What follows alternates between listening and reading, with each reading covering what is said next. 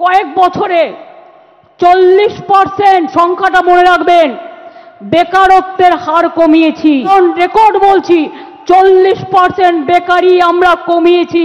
দেখুন, উনি তো অসত্য কথার এক প্রকার কোট আনকোট রানী, ওনাকে সম্মান রাখতে হয়, কিন্তু উনি সম্মান রাখতে পারছে না। শূন্যপদ যদি বাড়ায় তাহলে নিজের প্যাঁচে নিজে পড়ে যাবে। এতদিন পর্যন্ত যা করেছে সব বেআইনি, এবার যদি করতে যায় আবার ঝামেলায় পড়ে যাবে। সুতরাং কোর্টে ধাক্কা আজ খেয়েছে, ফের আরএলএসটি নিয়ে ধাক্কা খাবে। কি করবে? প্রায় 45% যোগ্যদের মধ্যে ফেলে, তাহলে তাদের কি করবে? আবার বলছি, অমৃতা সিনহা আজকের যা দিয়েছে তাতে কিন্তু পাগল হয়ে যাবে এবারে, যে আপনারা কি এই প্যানেলটা এরমভাবে ক্ষতিগ্রস্ত, সেই জন্যই বারবার এই জিনিসটা করছেন। যে স্কুল সার্ভিস কমিশনের মাধ্যমে টাকা তোলা আগে শুরু হয়ে গেছে, অনেক আগে। তো সে আমার কথা না, সে নিজে বলেছে এত CFSL সেন্ট্রাল ফরেন্সিক ল্যাবরেটরিতে ওটা দেখালে এটা কবে হয়েছে পরিষ্কার হয়ে যাবে। মানুষকে সম্মান রেখে বলছি, আপনারা এর উপযুক্ত জবাব দিন 26-এ, না হলে 26-এর পরে পশ্চিমবঙ্গের অস্তিত্ব থাকবে না। স্যার, এসএসসি নিয়োগে একাধিক দুর্নীতির ছাপ খুঁজে পাওয়া যাচ্ছে, সেটা 10 নম্বর বাড়ানো ভিত্তিক হোক বা টেন্টেডদের নতুন পরীক্ষায় অংশগ্রহণ হোক। স্যার, আরও একটি যে তথ্য সামনে আসছে যে শূন্যপদ বাড়ানো নিয়ে, কি সেই বিষয়টি যদি একটু দর্শকদের বলেন। শুনুন, শূন্যপদ যদি বাড়ায় তাহলে নিজের প্যাঁচে নিজে পড়ে যাবে। সুপ্রিম কোর্ট সুপারনিউমারি পদ বাতিল করেছে, সেটা জানে স্কুল সার্ভিস কমিশন, এবং স্কুল সার্ভিস কমিশন তথা সারা ভারতের সমস্ত চাকরির পরীক্ষার নিয়ম অনুযায়ী রিটেন রেজাল্টের আগে আপডেটেড শূন্যপদ প্রকাশ করতে হবে। সেটা কই?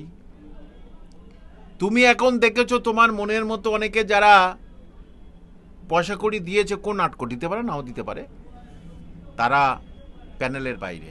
বাবা, এখন তুমি বলছো আমি নতুন শূন্যপদ তৈরি করব, কোনো আইন নেই। বেআইনিভাবে যা করেছে আবার যদি করতে আসে তাহলে আবার কিন্তু ঝামেলায় পড়ে যাবে, এটা পরিষ্কার বলে দিলাম। যা করেছে এতদিন পর্যন্ত যা করেছে সব বেআইনি, এবার যদি করতে যায় আবার ঝামেলায় পড়ে যাবে। সুতরাং এভাবে শূন্যপদ ক্রিয়েট করা যায় না। নতুন পরীক্ষা নিয়ে শূন্যপদটা ক্রিয়েট করে দিন, 2 মাসের মধ্যে নতুন পরীক্ষা নিন, শূন্যপদ ক্রিয়েট করে দিন। এটাই আমি তো চ্যানেলের সামনে বলছি। স্যার, এসএসসিতে এবারে যে ইন্টারভিউ তা মূলত অঞ্চল ভিত্তিক, বলছি স্যার এই অঞ্চল ভিত্তিক করার কারণ কি? খুব সুন্দর পয়েন্ট। টেকনিক্যাল দিকটা আমি বলছি চ্যানেলের মাধ্যমে, পশ্চিমবঙ্গে এটা কেউ জানে না, তাদের সম্মান রেখে বলছি। এদের হচ্ছে SLST, সেকেন্ড SLST, মানে স্টেট লেভেল, মানে সব স্কুল সার্ভিস কমিশনের অফিসে হবে। তাহলে তুমি RLST করছো কিভাবে, রিজিওনাল লেভেল করছো কিভাবে, যেটা আগে ছিল এটা কি করে হয়?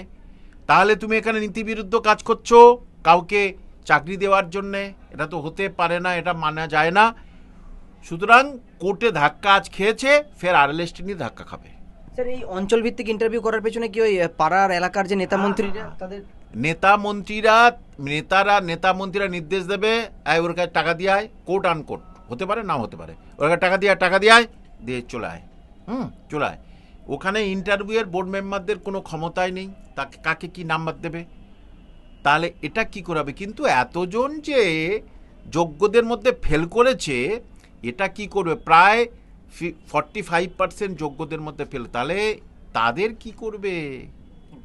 আর তারা যে আন্দোলনে করছে, আন্দোলন করে কিছু হবে না, পরিষ্কার বলে দিলাম, আন্দোলনে কিচ্ছু হবে না। এরপরে ফের শূন্যপদ তৈরি করে তোমাদের নেবে, সেটা তো কোনোদিন আইন স্বীকৃত নয়, কোর্ট সেটাকে বারণ করে দেবে। আবার বলছি, অমৃতা সিনহা আজকের যা দিয়েছে তাতে কিন্তু পাগল হয়ে যাবে এবারে। স্যার, এই বারবার দুর্নীতিযুক্ত প্যানেল প্রকাশ হবে এবং বারবার এই পরীক্ষা বাতিল হবে, নিয়োগ বাতিল হবে।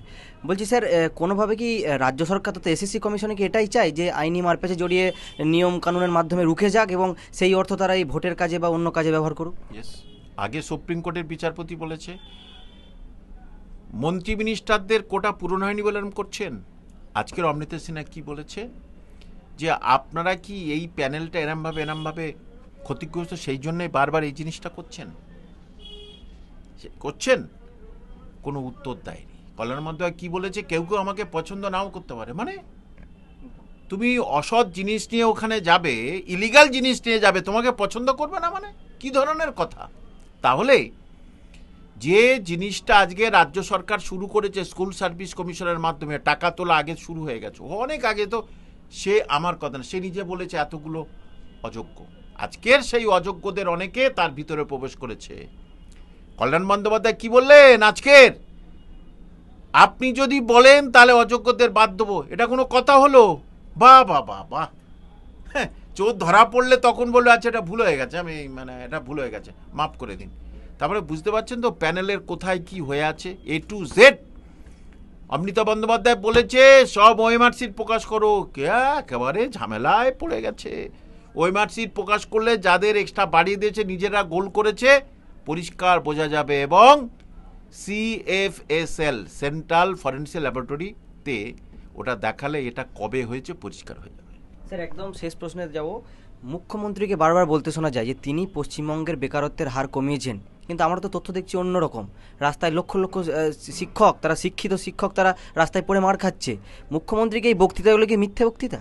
দেখুন, উনি তো অসত্য কথার এক প্রকার কোট আনকোট রানী, ওনাকে সম্মান রাখতে হয়, কিন্তু উনি সম্মান রাখতে পারছেন না। বাংলার যুবক সমাজে শিক্ষিত যুবক যুবতীদের উনি পছন্দ করছেন না।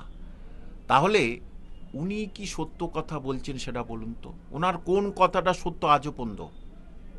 বলছেন ট্রেন আমি দড়ি দিয়ে টেনে টেনে ফারাক্কা থেকে নিয়ে এসছি, কারণ ট্রেনে জল ঢুকে গেছিল রেলমন্ত্রী হওয়ার সময়। কতটা সত্য? আমি আন্দামান নিকোবর দ্বীপপুঞ্জ, আন্দামানের যে সেলে সেখানে গেছিলাম, তখন ওনার বয়স কত ছিল? এই যে একটা ছেলের ওজন 1.5 কেজি, এগুলো তো কোনোদিন মান্য দেওয়া যায় না। ABCD প্ল্যান রেডি, কারো চাকরি যাবে না, কোনোটা মিলেছে? মানুষকে সম্মান রেখে বলছি আপনারা এর উপযুক্ত জবাব দিন 26-এ, না হলে 26-এর পরে পশ্চিমবঙ্গের অস্তিত্ব থাকবে না, এবং শিক্ষিত যুবক যুবতীদের আর বাঁচতে পারবে না, এটা নিশ্চিত।